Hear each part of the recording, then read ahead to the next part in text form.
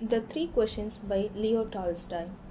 There was a king who had three questions in his mind that if he always knew the right time to begin everything, if he knew where were the right people to listen to and whom to avoid, and above all, if he always knew what was the more important things to do, he would never fail in anything he might undertake. And this thought having occurred to him, he had it proclaimed throughout his kingdom that he would give a great reward to anyone who could teach him what was the right time for every action, and who were the most necessary people, and how he might know what was the most important thing to do. And learn men came to the king, but they all answered his questions differently.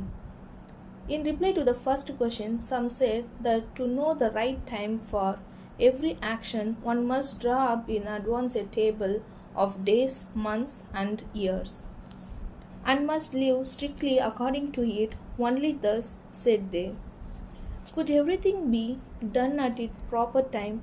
Others declared that it was impossible to decide beforehand the right time for every action, but that not letting oneself be absorbed in idle pastime, one should always attend to all that was going on and then to what was the most needful.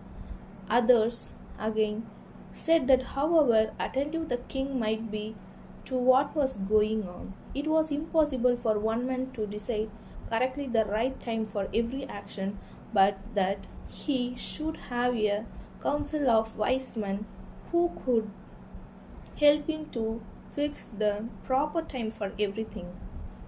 But then again, others said there was something which could not wait to be laid before a council, but about which one had at once to decide whether to undertake them or not. But in order to decide that, one must know beforehand what was going to happen. It is only magicians who know that, and therefore, in order to know the right time for every action, one must consult magician. Equally, various were the answer to the second question. Some said the king most needed various counselors, others the priests, others the doctors. While some said the various were the most necessary. To the third question as to what was the most important occupation, some replied that the most important things in the world was science. Others said it was skill in warfare, and others again that it was religious worship. All the answer being different, the king agreed with none of them and gave the reward to none. But still wishing to find the right answer to his question, he decided to consult a hermit widely renowned for his wisdom. The hermit lived in a wood which he never quitted, and he received none but common folk. So the king put on simple clothes and before reaching the hermit's cell, dismounted from his horse, leaving his bodyguard behind. He went on alone. When the king approached, the hermit was digging the ground in front of his hut. Seeing the king, he greeted him and went on digging. The hermit was frail and weak, and each time he stuck his spade into the ground and turned a little earth, he breathed heavily. The king went up to him and said, I have come to you, wise hermit, to ask you to answer three questions. How can I learn to do the right things at the right time? Who are the people I most needed, and to whom should I, therefore, pay more attention than to the rest? And what are the most important and need my first attention? The hermit listened to the king but answered nothing.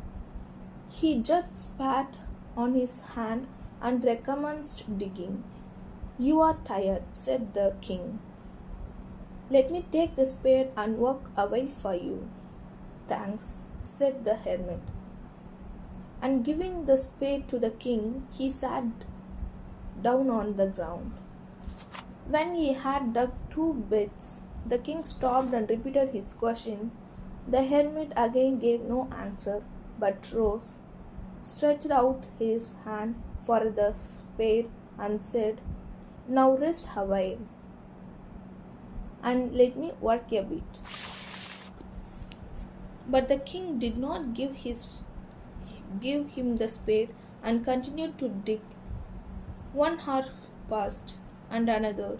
The sun began to sink behind the earth, and the king at last dug the spade into the ground and said, I came to you, wise man, for an answer to my questions. If you can give me none, tell me so, and I will return home. Here comes something running, said the hermit. Let us see who it is. The king turned round and saw a bearded man come running out of the wood. The man held his hand pressed against his stomach, and blood was flowing from under them. When he reached the king, he fell fainting on the ground, moaning feebly. The king and the hermit unfastened the man's clothing. There was a large wound in his stomach. The king washed his best he could and bandaged it with a handkerchief and with a towel the hermit had. But the blood would not stop flowing, and the king again and again removed the bandage choked with the warm blood and washed and rebandaged the wound. When at last the blood ceased flowing, the man revived and asked for something to drink. The king brought fresh water and gave it to him. Meanwhile, the sun had set, and it had become cool. So the king, with the hermit's help, carried the wounded man into the hut and laid him on the bed. Lying on the bed, the man closed his eyes and was quiet, but the king was so tired from his walk and from the work he had done that he crouched down on the threshold and also fell asleep so soundly that he slept all through the short summer night. When he woke up in the morning, it was long before he could remember what he was and who was the strange, bearded man lying on the bed and gazing intently at him with shining eyes. Forgive me, said the bearded man in a weak voice. When he saw that the king was awake and was looking at him, I do not know you and have nothing to forgive you for, said the king. You do not know me, but I know you.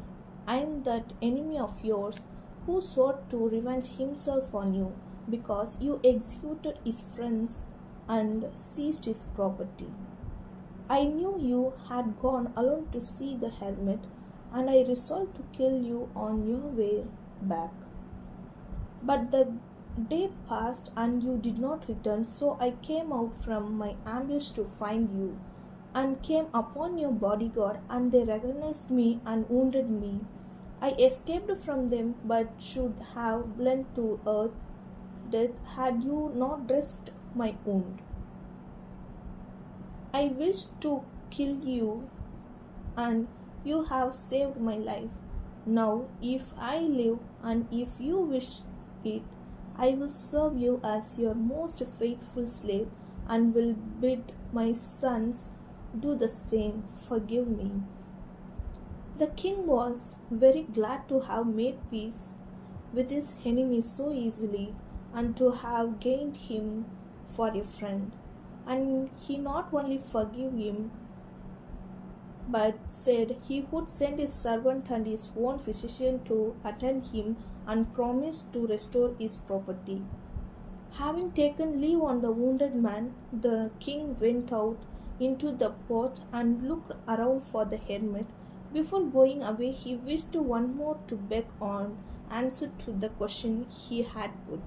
The hermit was outside, on his knees, sowing seeds in the beds that had been dug the one day before.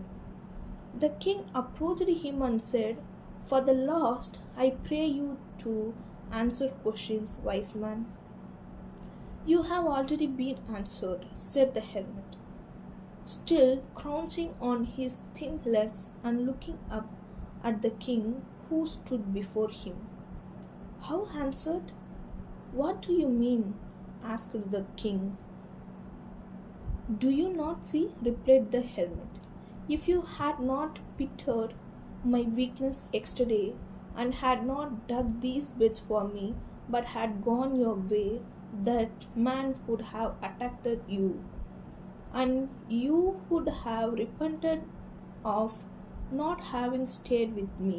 So the most important time was when you were digging the bed, and I was the most important man, and to do me good was your most important business. Afterward, when that man ran to us, and most important time was when you were attending to him, for if you had not bounded up his wounds, he would have died without having made peace with you. So he was the most important man, and what you did for him was your most important business. Remember then, there is only one time that is important now. It is the most important time because it is the only time when we have any power. The most necessary person is the one which whom you are, not, for no man knows whether he will ever have dealing with anyone else. And the most important affair is to do that person's good, because for that purpose alone was man sent into this life. Thank you.